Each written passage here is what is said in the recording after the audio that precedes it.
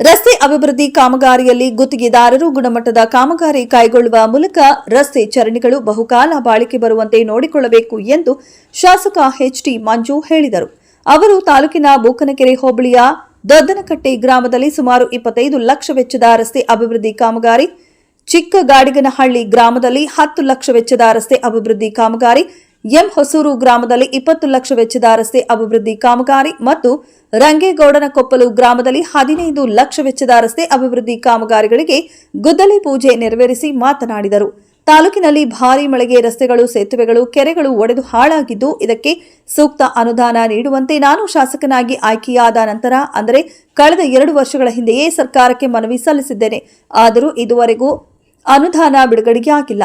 ಸರ್ಕಾರ ಶಾಸಕರಿಗೆ ಶಾಸನಬದ್ಧವಾಗಿ ನೀಡಬೇಕಾದ ಶಾಸಕರ ನಿಗದಿತ ಕ್ಷೇತ್ರಾಭಿವೃದ್ಧಿ ಅನುದಾನವನ್ನ ನೀಡುತ್ತಿಲ್ಲ ಎಂದು ಈಗ ಆಡಳಿತ ಪಕ್ಷ ಹಾಗೂ ವಿರೋಧ ಪಕ್ಷದ ಶಾಸಕರ ತೀವ್ರ ಅಸಮಾಧಾನ ವ್ಯಕ್ತವಾದ ಹಿನ್ನೆಲೆಯಲ್ಲಿ ವಿರೋಧ ಪಕ್ಷದ ಶಾಸಕರಿಗೆ ತಲಾ 10 ಕೋಟಿ ವಿಶೇಷ ಅನುದಾನವನ್ನ ರಸ್ತೆ ಅಭಿವೃದ್ಧಿಗೆ ರಾಜ್ಯ ಸರ್ಕಾರವು ಬಿಡುಗಡೆ ಮಾಡಿದೆ. ಈ ಅನುದಾನವು ಆನೆ ಹೊಟ್ಟೆಗೆ ಅರೆಕಾಸಿನ ಮಜ್ಜಿಗೆಯಾದಂತಿದೆ.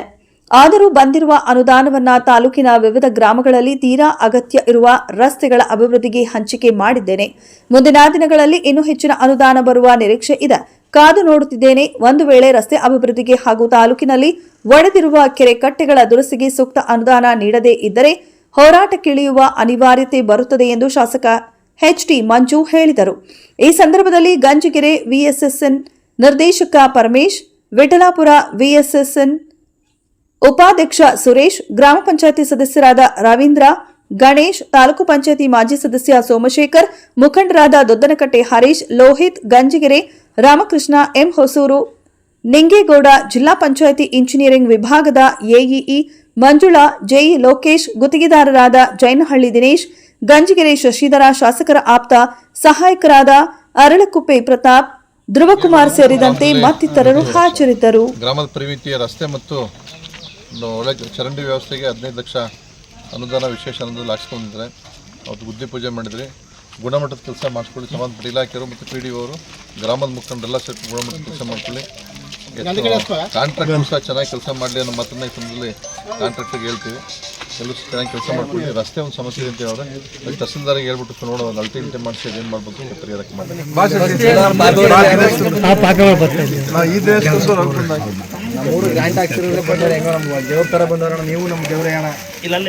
ನಾನು ಅದು ಬಂದು ಆಮೇಲೆ ಮಾತಾಡ್ತೀನಿ ಬಿಡಿ. ನಿಮ್ಮ ಊರ ಕತೆ ನಮಗೆ ಸ್ವಲ್ಪ ಹಿಂದೆ ಬನ್ನಿ. ನೀವು ಊರು ಒಳಗಡೆ ನಿಮ್ದೇ ನಮಗೆ ಎಲ್ಲ ಕಡೆ ನಮ್ದೇ ಮೇಡಮ್ ಬರ ಆಯ್ತು. ಎಲ್ಲ ಕುಗ್ರಾಮಗಳು ನೋಡಿ ಪಾಪ ಎಲ್ಲ ನೋಡಿ ಊರ ನಾನು ಭಾರಿ ಅಟ್ಯಾಚ್ MLAಗಳು ಬಂದು ಹೋದ್ರು ಅಣ್ಣ ನಮ್ಮ ಊರಿಗೆ. ಮಂಜಣ್ಣ ಕಾದೋಳಿ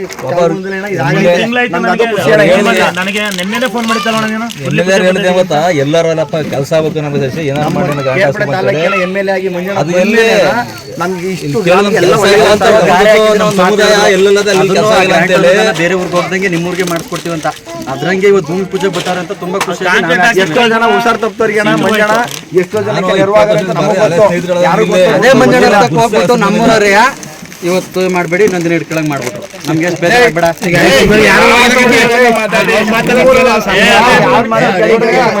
ಬಂದ್ಬಿಟ್ಟು ಬೆನ್ಮೇಲೆ ಕೃಷ್ಣ ಈಗ ನಮ್ಮ 100 ಭಾಗ ಒಂದು ಸಣ್ಣ ಪುಟ್ಟ ಸಮಸ್ಯೆ ಅದನ್ನ ಒಟ್ಟಿಗೆ ಬಗೆಹರಿಸ್ಬಿಟ್ಟು ಕ್ಲಿಯರ್ ಮಾಡ್ಬಿಡ್ತೀವಿ.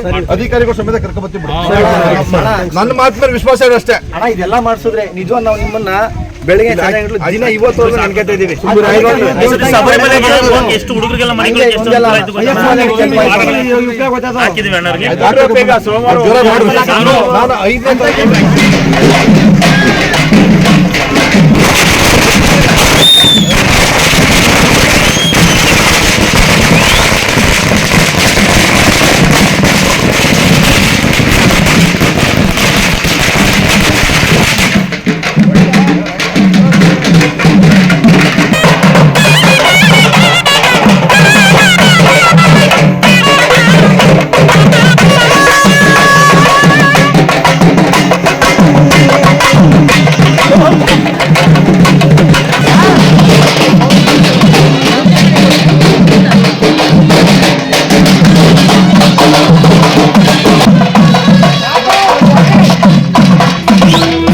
ಕನ್ನಡ ನ್ಯೂಸ್ಗೆ ಲೈಕ್ ಮಾಡಿ, ಶೇರ್ ಮಾಡಿ ಹಾಗೂ ಮತ್ತಷ್ಟು ಸುದ್ದಿಗಳಿಗಾಗಿ ಫಾಲೋ ಮಾಡಿ.